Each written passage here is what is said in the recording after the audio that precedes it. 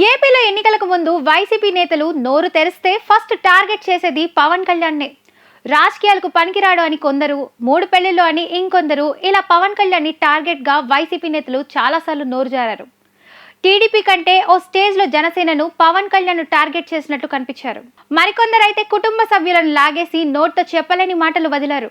Cut చేస్తే వైసీపీకి పవన్ దెబ్బ భారీగా పడింది. సేనాని వెనక ఉన్న బలమైన సామాజిక వర్గానికి వైసీపీ అనుకోకుండానే శత్రువుగా మారిపోయింది. తమ పవర్ ఏంటో ఎన్నికల్లో చూపించారు. వీళ్లకు పవన్ ఫ్యాన్స్ తోడయ్యారు. వైసీపీకి కనీసం ప్రతిపక్ష హోదా కూడా రాలేదంటే ఇది ఓ కారణమే. వైసీపీ అన్న ప్రతి మాట పవన్ లో పట్టుదల పెంచినట్లు కనిపించింది.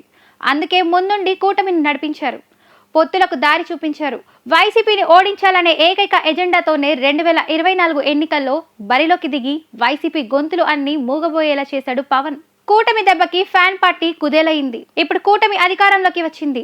అంతా అన్నట్లుగా గడిచిన 3 నెలలలో ఎక్కడ జగన్ మీద, వైసీపీ మీద పవన్ కానీ జనసేన కానీ ఘాటు వ్యాఖ్యలు చేయలేదు. రాజకీయం అంటే తిట్టుకోవడం కాదు అన్నట్లుగా పవన్ వ్యవహరించారు.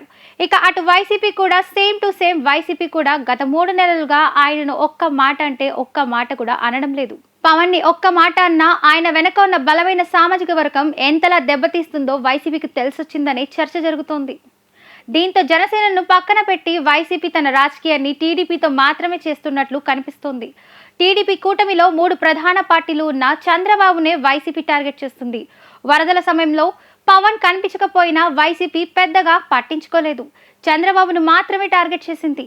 రోజా లాంటి ఒకరో ఇద్దరో వదిలేస్తే పెద్దగా ఎవరు పవన్ పేరు కూడా ఎత్తలేదు. వరద ప్రభావిత ప్రాంతాల్లో పర్యటించిన జగన్ చంద్రబాబును టార్గెట్ చేశారే తప్ప డిప్యూటీ సీఎం ఎక్కడ అని కనీసం ప్రశ్నించలేదు. పవన్ పేరు ఎత్తేందుకే వైసీపీ భయపడుతోందా, లేదంటే ఇది కొత్త గేమా అనే చర్చ జరుగుతోంది.